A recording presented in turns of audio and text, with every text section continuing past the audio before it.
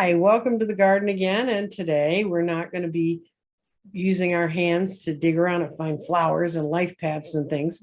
We're going to be using our hands to learn about palmistry because Andrea used to do that. I mean, she understands it and she's studied it enough to make it like real. I could tell you a few things, but all I know are the nasty things. Like how to tell if someone's really sexually adventurous, the further out their thumb is from their hand.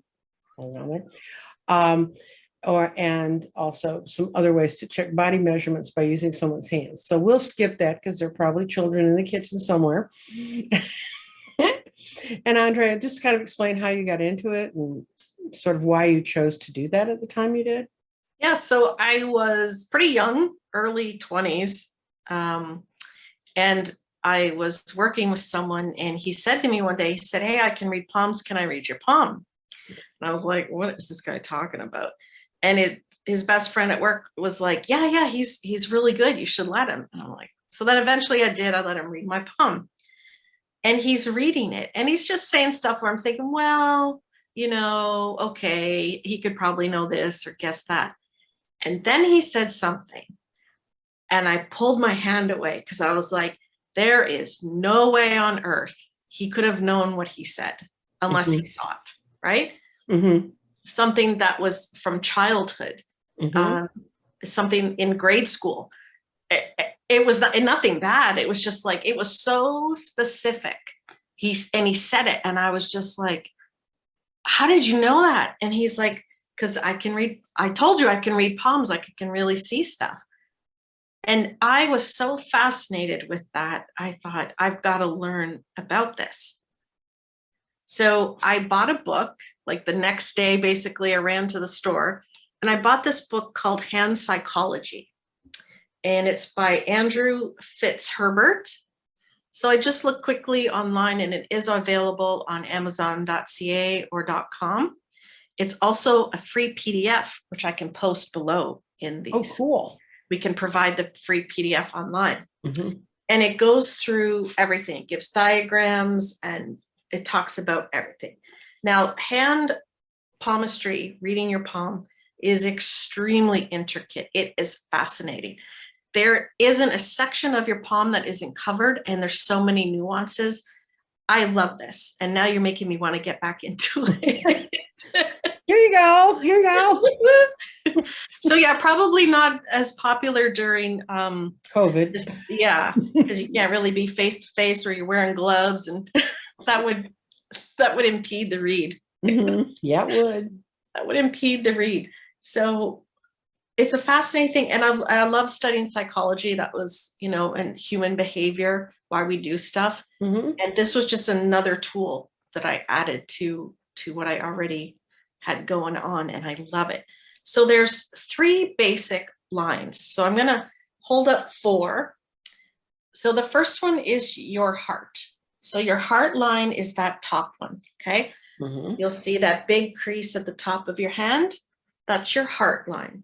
Mm-hmm. Then is the head line, okay? Mm-hmm. So your head line is the next one. And that's, your thoughts and your things like that. Then your lifeline, that's the other major one. So those are the 3 major lines: heart, head, life. There's also a fate line, okay? But not everyone has one. So don't be surprised if you don't have one. Not everyone has the fate line. And what I also love is that both hands are different. So there's different ways and different theories. So some people can read men and women differently, okay, depending on the hand that they want to read. Mm-hmm. It could also be, your dominant hand. So I'm right-handed. That could be the present, the now, and then the left could be what's to come or my potential, right? Mm-hmm. So there's, again, you'd have to study it to know which hand to read, but it's when you look at your own palms, you will see, once you really get into it, that they're not the same. They're not the same. Yeah, my palm that they told me was what I was growing into. Yeah. Much more complicated than the original palm that they would read. Yeah. So this is a basic look of a regular palm. So you'd have your heart line, your head line, and your lifeline. Mm-hmm. No, that's a fate line. No, that's the wrong one. That's the fake one. So don't listen to anything I'm saying. Your lifeline wraps around This your is the thumb. right one. Right. Your lifeline wraps around your thumb. Heart, head, and life. Mhm. And again, so, and it's not just that simple, as you say, like, where do they intersect? Do they intersect? Right? Are the lines, Mhm. do they have a little thing at the end, a little swirl or anything like that? It's very, very fascinating. Yes. One of my sons, when I used to work at psychic fairs, I used to send him up to the palm readers because they'd freak out. His hand is covered with 5-pointed stars all over the palm. And every time they look at it, yeah, they look like that. But he's got like the constellations on his hand. Yeah. And they said, everybody look at it and they'd go, my God, he was a volunteer. For those of you who don't know what a volunteer is, it's a soul that did not have to recycle again. And it came back specifically to solve a karmic problem. Yeah. And so there's just a little trace of a star you would see. Yeah. You would see it in the lines, and it could be anywhere, right? Yeah. And again, anywhere it is changes the story and gives you more insight on the person. There's also, you'll see X's sometimes in your hand. Sure, I have one somewhere, but I'll just put that. So you might see an X in your lines. Okay.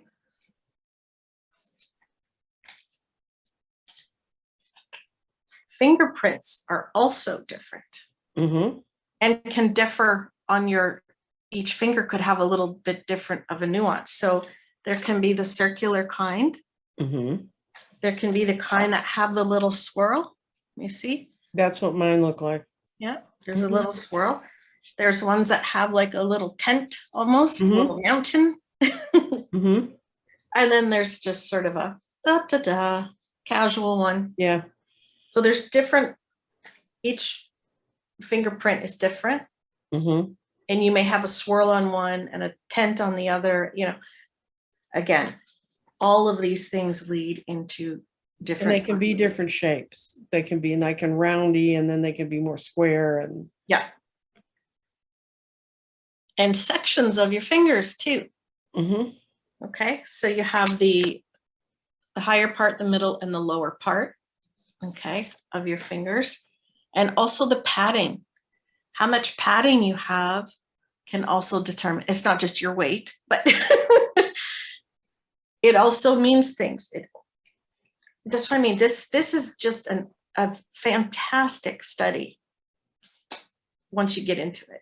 It's really exciting. So again, like what I said, where your lines cross will mean different things. So you see the same two lines are crossing different places. Yep. Will mean different things. And they will be different on your hands because like we said, one is sort of the now and the one is your potential or what's to come. So they may not line up the same when you look at them. Right? Right. And then if you're reading palms and you're an empath, get ready for this one. I hope I can show it. The nervous person or mentally ill person or troubled person. You will see this. You will see thousands of lines, and most of them will be deep grooves because of the trauma the person's gone through or the stress. And if you're an empath and you turn their palm over and see that, you're like, you just need a minute to brace yourself because you're going to see and feel what this poor person has been going through. Yeah. So again, very fascinating. And this headline, or sorry, the heart line, head or heart can sometimes be one line across, and that's also very rare. It's almost primate. And I actually do know someone who has that, and it's fascinating. Yeah. No, it's okay. It's just so different because they don't have the two lines. It just goes one across, quite deep. So, oh, and if you're interested in this deck that I have, I don't know if it's the end all be all of palmistry, but I do like it, and I've been using it for when I read tarot as well, just to throw down, see what someone might be like. So for example, they call this one the realist, the charmer. So there's just different you know, if you see the symbol, this one person would be a charmer, things like that. So it's called Palmistry Cards by Vernon Mahabal. Mm-hmm. And I got that on Amazon. I'm sure you can find it. Mm-hmm. So do you want to show the slide that you Yeah, had? I do. I found a, let's see if we can get it this time. So yeah, so that's sort of the physical look. So you'll see lines and stars and paths. Right. But then there's also something like this, Mm-hmm. where each section of the palm represents the moon, you know, or the sun, Mm-hmm. or one of the zodiac signs. Yeah, what they're doing is like on the index finger where they have the signs. It starts with the Aries, Taurus, Gemini, and then it's got Pisces, Aquarius, and Capricorns in the middle finger, and then Cancer, Leo, and Virgo, and then Sag, Scorpio, and Libra. And they're kind of not in a thing. It doesn't make sense if you know where the sign should be, because it should be like these three, and then these three, and then these three, and then these three. So the fingers skip for whatever reason they do it. And the girdle of Venus. I remember I had a friend who was a palm reader. It was all about the girdle of Venus. The girdle of Venus. So yeah, again, so how far the lines wrap around, Right. Are there, how the padding is in certain areas, the lines, the depth of the lines, how many lines there are, where they cross. It's just fascinating. And it's sort of endless, really.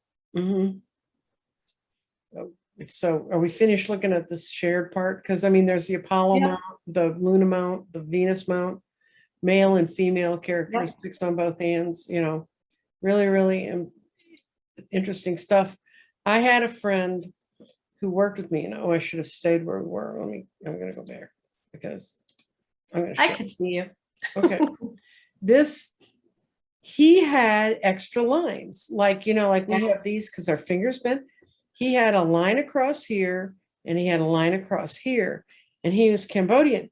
And he was told by a Buddhist monk, the Buddhist monk saw his hand and he said, "Oh, don't show that to people." Well, he's like, "What the hell is my hand?" You know? and he tasked me to find out what it meant, because he worked at the place where I read cards. So he decided I could figure this stuff out. And I found out what it meant was a person who was, they're almost like a little demon in this life. They can either do great things or they can do hideous things. And I can't see Michael ever doing anything hideous. I mean, so he, and so I told him, and he said, "Well, God, no wonder, but it's so weird to look at his hands once you realize it's there. There's these extra crinkly lines, no bones. It's not like he's got extra joints or anything." That's what the hands can tell you so much if you understand and you learn some of the nuances. Simple one is, if someone's finger, the top of their baby finger and the top of their ring finger, if they're quite far away when they go like this, means they have relationship issues. Oh dear. So if you want to date someone, get them to give you a high five and see. And look, oh, okay. If that finger goes traveling, you don't want to go out with them. Not the person for you. The other thing I know about hands, it's just hands in general, is it's the one thing that surgeons can't fix. They can't unage hands. And my father was a physician, and he used to have to take care of patients. He was also became like the guy at the fairground that can guess your weight to within 5 pounds, because when he put people under, he had to know how much they weighed, and people used to lie about that all the time. And so he could guess anybody's weight. He was just incredible. But he also said he'd have these women come in and they'd be pulling their age back 10 and 20 years. And he said, that's, you know, why would you do that when someone's he was an anesthesiologist. His job was to put you to sleep so they could do the surgery, but it's also important that he can wake you up. I mean, that's the bigger part of the person, you don't lie to an anesthesiologist. That's not going to work out too well. But he said he'd take their hands and he could look at them and he said they, you could tell their age from their hands. Yeah. Yeah. I guess I need some hand cream. So we're gonna sit here. Everybody's gonna be going home going, Everyone's like, oh, my hands.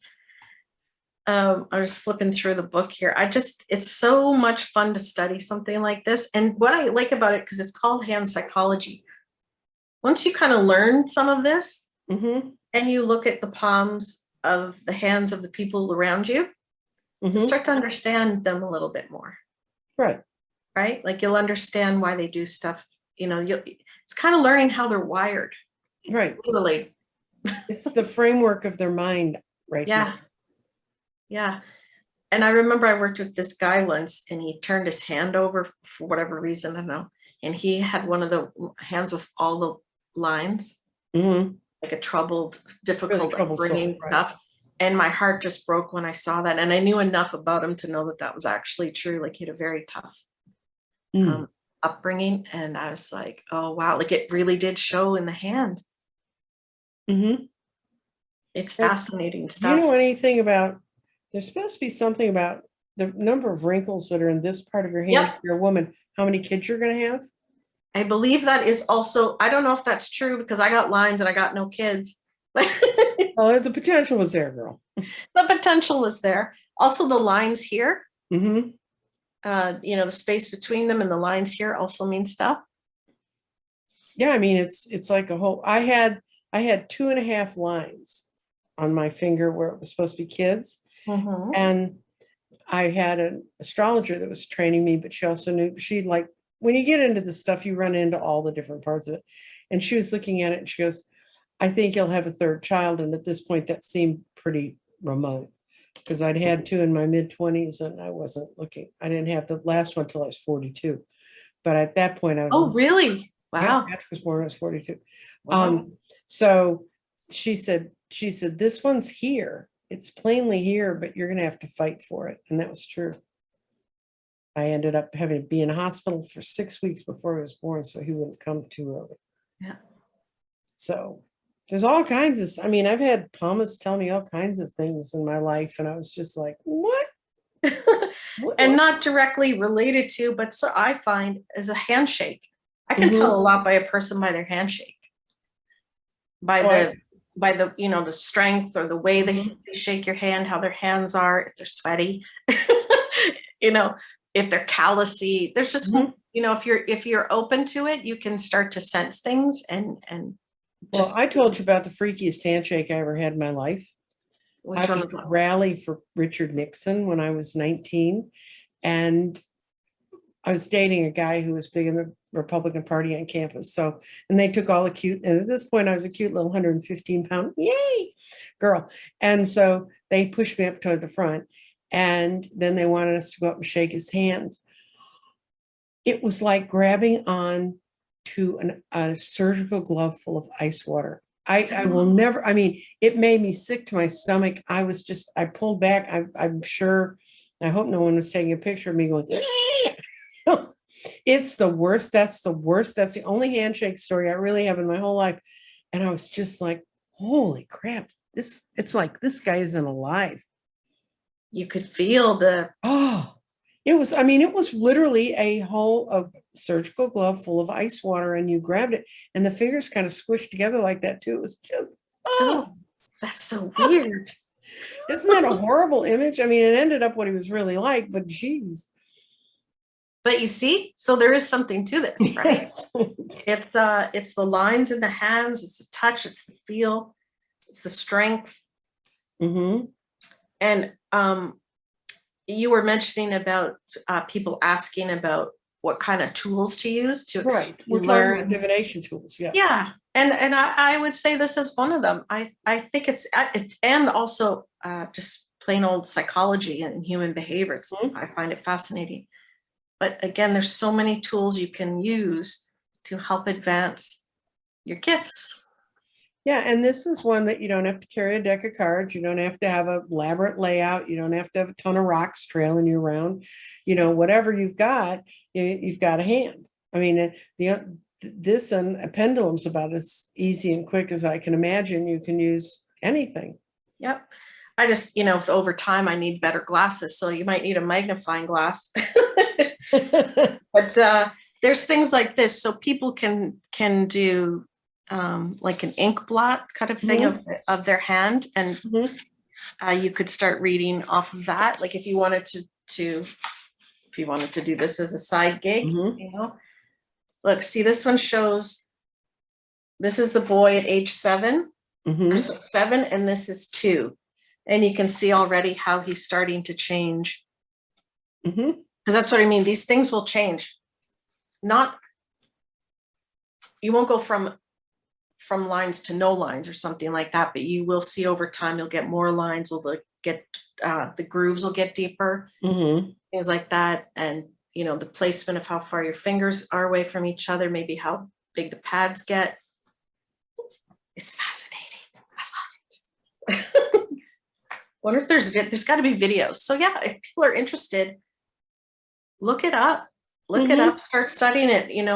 I didn't have YouTube when I started looking into this when I was much, much younger. But there's books, there's videos.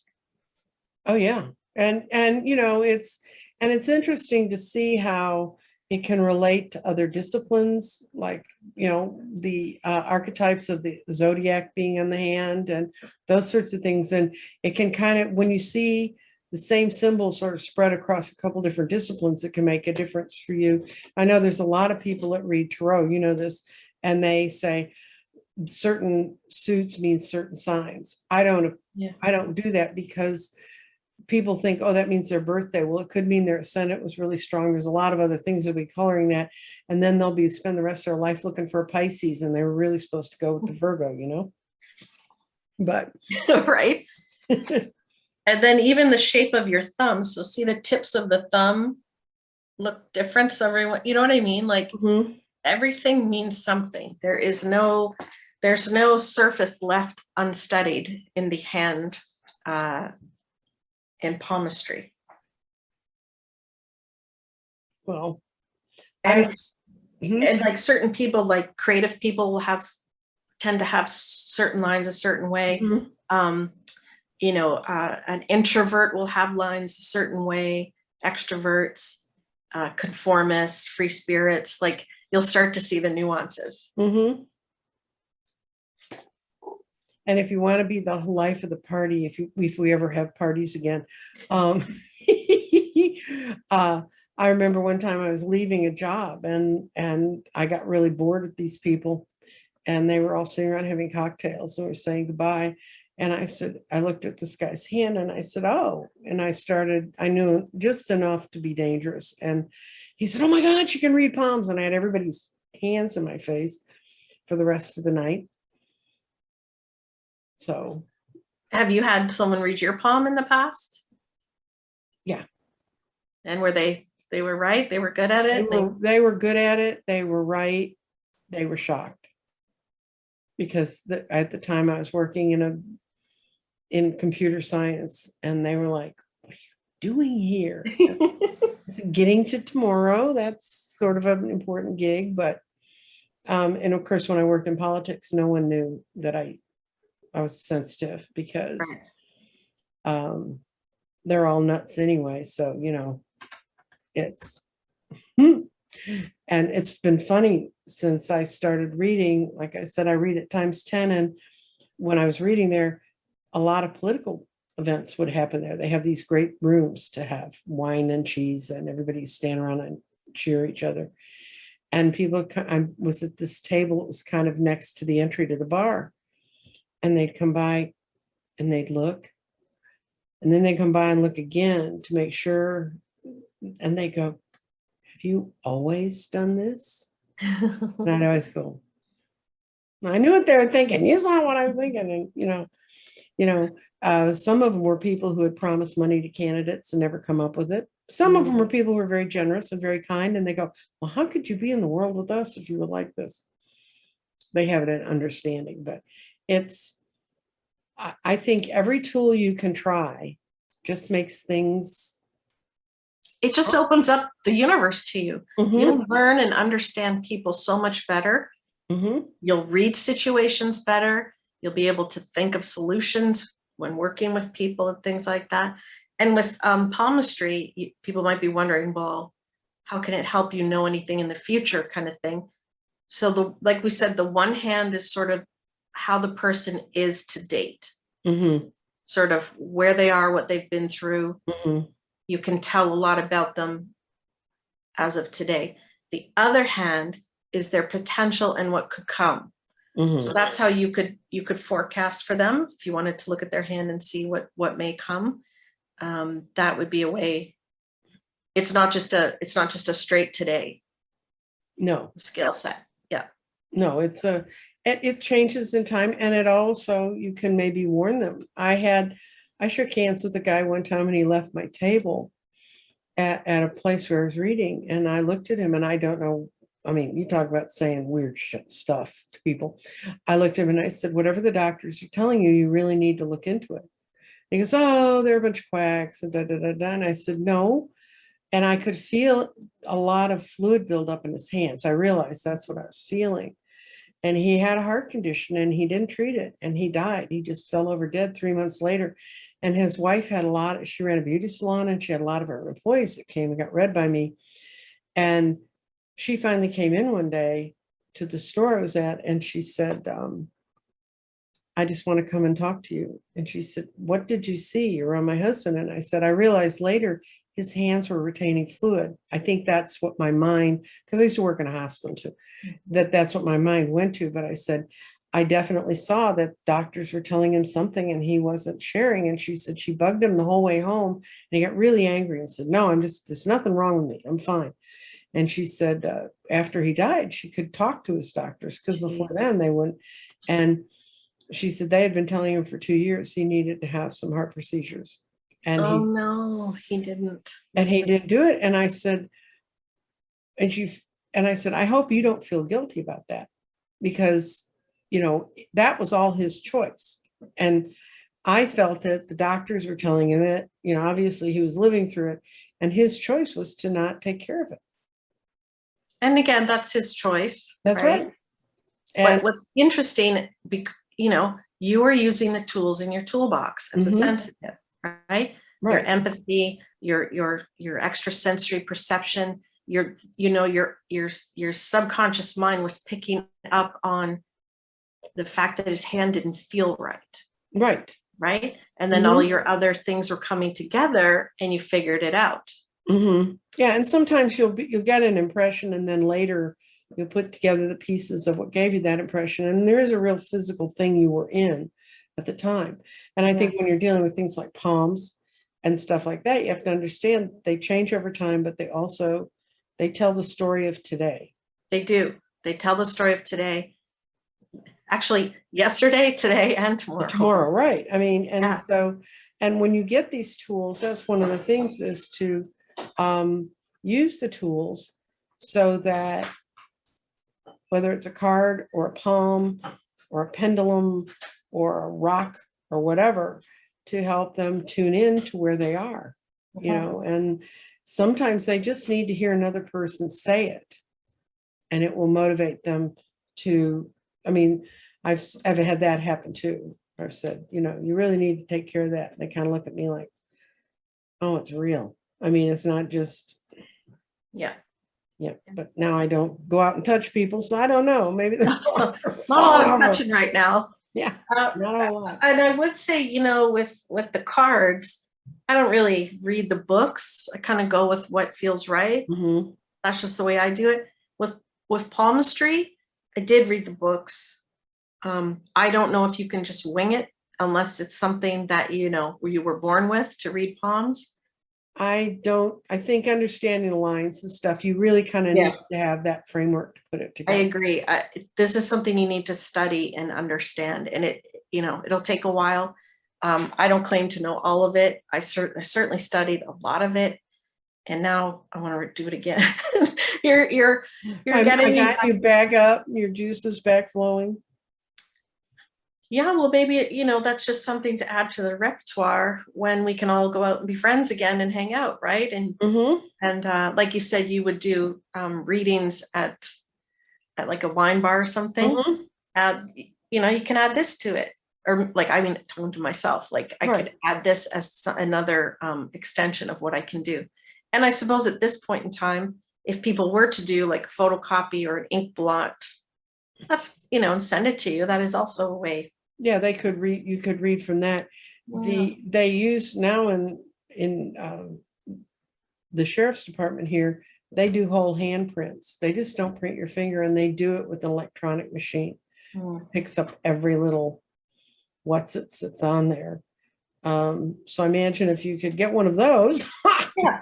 They're probably free or $1. Yeah, I mean, go down and look at the pervs palm prints down at the county jail. But oh, I bet a lot of them would be that troubled line. Yeah, the very troubled lines. Yeah, I bet 90% of their palms would be troubled. Mm-hmm. Which, again, this is what goosebumps. It's the psychological, it's human behavior. There's so much more we could learn about and maybe get in advance. Imagine if those people with those troubled lines were given support years ago. Right. Maybe, and maybe this is in the future where a doctor, you'll go to the doctor and the doctor is also schooled in these other arts. Mm-hmm. And they could, if they flipped over the palm of like a 12-year-old or 15-year-old and saw all these lines, maybe they would know, hey, this kid maybe needs some medication or psychiatrist or something like that. I think some of this is to a topic you and I've discussed before. This is 4 and 5D stuff. This is where sensitivity to how all these things interconnect and work will raise us to a higher vibration, to where we have more understanding of the other humans that are around us, instead of just passing it off or paying no mind, and do it with a sense of consciousness that we haven't had before. Right. Instead of looking at a criminal in jail and just saying, oh, they're trouble. What if that same person, as a 15-year-old, someone noticed their palms or whatever, all their signs, and got them the help, and they never went to jail? Right. I mean, it's not a better place to live? Oh yeah, it's better for all of us. Better for all of us. So that's really got me thinking now about the medical community and moving forward. What's to come as we ascend? Doctors that will start becoming 4D, 5D. Mm-hmm. And I know holistic medicine is obviously making far more progress than it did in the old days, where it'd be made fun of. Mm-hmm. But combining this, kind of what we do, and then what they do. I've been working with 2 energetic distance healers, and I've been trying to get them to come and talk about how it works, so that people can understand, a little bit more, and not just go, oh yeah, and some of the things they've done. One person made an incredible, a woman that my egg maker, who accidentally and chemically poisoned herself, he's worked with her, and he's made huge strides for her going back to being more normal life. And I know if I got a headache, he's better than an aspirin. Yeah. But I think that there's a whole lot of things. I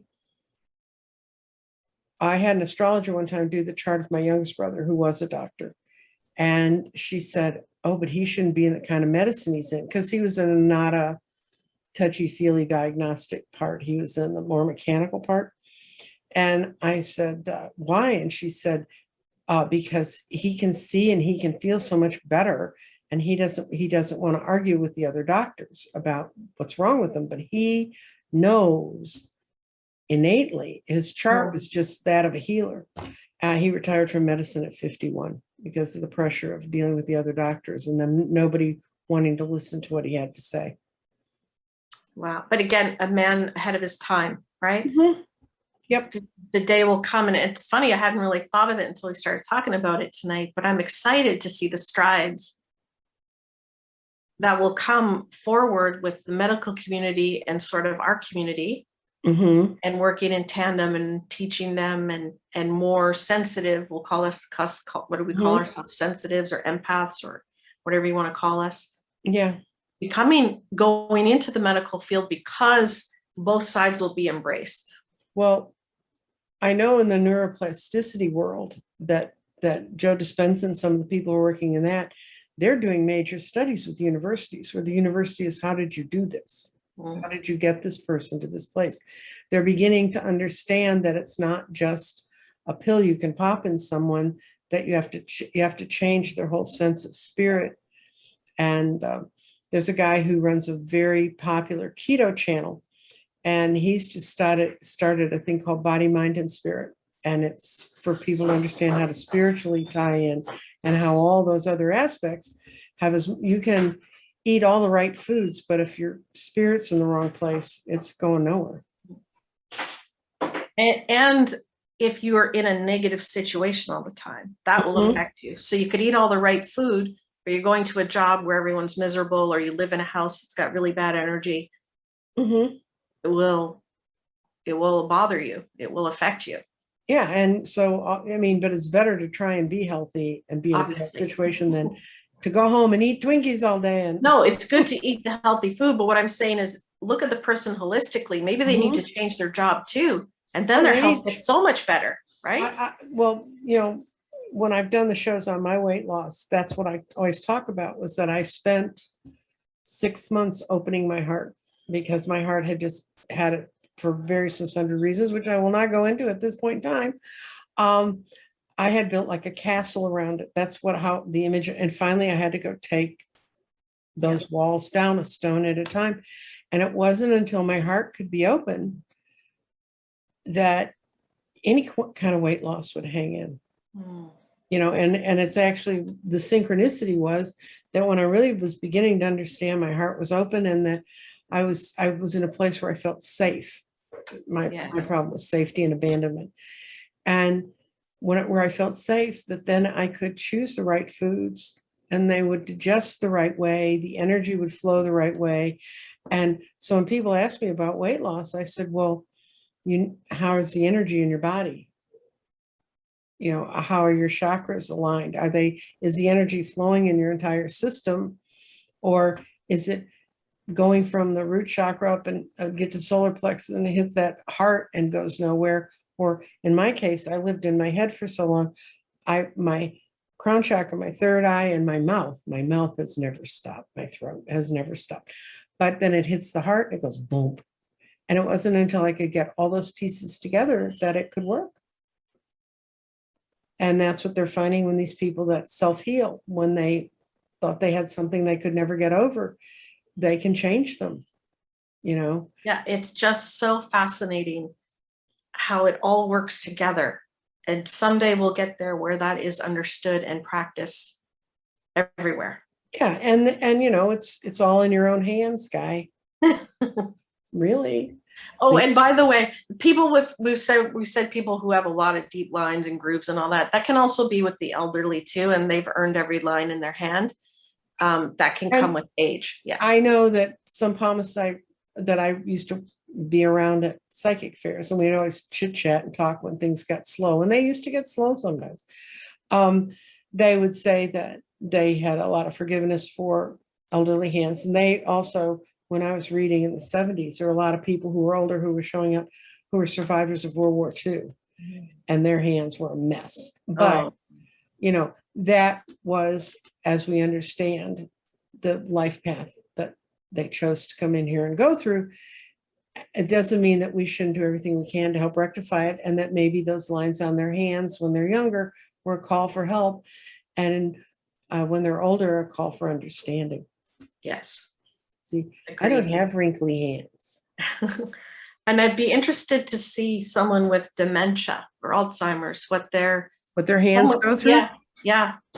Someone who's had it for a while, to see what their hands look like, could be interesting. Again, like this is a bigger study, and it's fascinating, and I can't wait to see the strides that are made in the medical community when they combined all of this together. Yeah, and that's why we need to talk about all these different systems that we use and how we see energy and stuff. Today we got into a little bit into Carillion photography on my divination show, and I found a picture I could show them from the internet of a leaf, that you can see how its energy looks, you know, and how people's energy looks. And I was amazed at the number of people who had seen Carillion photography and didn't really understand it. But that's where it sees your aura kind of around your body. Mhm. But all those things are ways to try and help us understand ourselves and others more. Absolutely. And that's what aren't we all here for this? Like to help learn about each other and make this place better? Yeah, we think so. What do they say? The world is in the palm of your hands. Yeah, it is. Literally. World. The whole Well, world. do you have any one last great insightful thing to say about? Well, like I said, I'll post the link to the PDF online and to where you can get these. So under the description of the video, we'll put the links to those. Yeah. Palmistry, I'd say if you go to somebody who reads your palms, ask them to tell you something that no one else would know, right? Sort of right off the bat, because you don't need, you don't want to, just to make sure they're on the legit side. If they say, oh, well, there's some general stuff, that anyone could say. So, well, they could look at you and say, and I get that from people. Well, you could just look at me and say that. And then there's times when you go, oh God, you don't really want me to unload that one thing you don't want me to mention. And of course they're thinking that while they're saying that to you, and you're like, do you really want me to say this in front of your friends? Or the other one, have you ever had someone come up to you that was so afraid and they're like shaking their boots and their friends have talked them into having you work with them? And they're shaking well, this one young woman, it was her birthday. So they all decided she absolutely had to have her cards read. And she sat down and she was shaking so bad, the table was almost shaking. Oh dear. And finally I put down the first card and went, oh, and she jumped. And I said, okay, now that we got the nerves over, that's a great card. You don't need anything. You're so bad. I love it. Oh, I know. I mean, no, well, she would not have enjoyed or heard the rest of the reading if she hadn't gotten blasted out of her ring of terror she was building around herself. So I say, if you're going to get started, have some fun with it. Read your own palm first. Start with yourself, or unless you live with someone, then they're like, sure, I'll be your test dummy. Test case. Yeah, test case. Start with yourself and look for lines in the book or online, wherever you're doing, that represent what you have. Because like we said, everyone's hand is different. Both your hands will be different. It's quite fascinating. So do what feels right. Check it out. And moisturize. Yes. And sanitize your hand before you let anybody else. Wash your hands first. Get the little spray bottle out. Squeegee off the COVID. Right. My, really, like, hands are so dry nowadays with all the washing and so moisturize. Yeah, well, we're doing our best, guys. So if you have any incredibly unique questions you want, you can send me comments at my email. I don't read palms. I don't know a palm reader that I know. I mean, it's kind of a weird time to be reading palms, but yeah, but what's good is this is a time where you could study it, because then we're going to go, when things get back to normal, you'll be able to show your gifts. That's right. Office parties, birthday parties. Right. It's one more divination thing to do. It's one more on a first date, read the person's palm. Actually, that's how I kind of got into reading palms, is I had a book set. And remember, guys, I'm so old that when I was dating, that Joy of Sex was a big book, right? So you can imagine what the whole book of palm reading was oriented towards. But I read it. It was a big, long sort of picture book, but it was really pretty good. And it was actually very accurate. And it was very good when you're out going to happy hours and meeting people. Yeah, it's a great break the ice tool. It's a way to get to know people in your life. Yeah, and remember though, if someone's hand's wrapped around a glass, the lines are distorted. You have to get like looking at it through a fishbowl. Oh my God. Yeah, and it's just fun. It's just something else to know about, right. And it will help you understand yourself, one, and other people, two. And if your hands are weird enough, we'll know you because you're the one that always has gloves on every time we see you. Nobody's seeing my hands. Isn't it just like so? I just love this kind of stuff because it just shows how different we all are, but but yet the same, and just how fascinating every single little nook and cranny of this whole world is, right down to your palm, right? Oh yeah. And everything is a sign. Everything means something. Like if your mind is open and you learn this stuff, it's fascinating. And that's what a 4D, 5D world's about, being open to all the messages that come to us, no matter what form.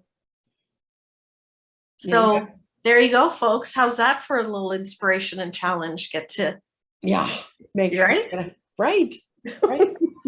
Learn more about yourself and everyone else around you. Well, you take care, and we are going to sign off. We've been going about 45 minutes, and that's about as much time as we have to give to this. So well, thanks everyone for watching, and leave comments below the video, and who knows, maybe we'll do another episode. Maybe we'll figure out some way to do it better, like because my whole thing is just to get an idea what the different tools are. Maybe we'll figure out something where we can work with hands. Well, maybe we'll get someone to send us their palm. Yeah.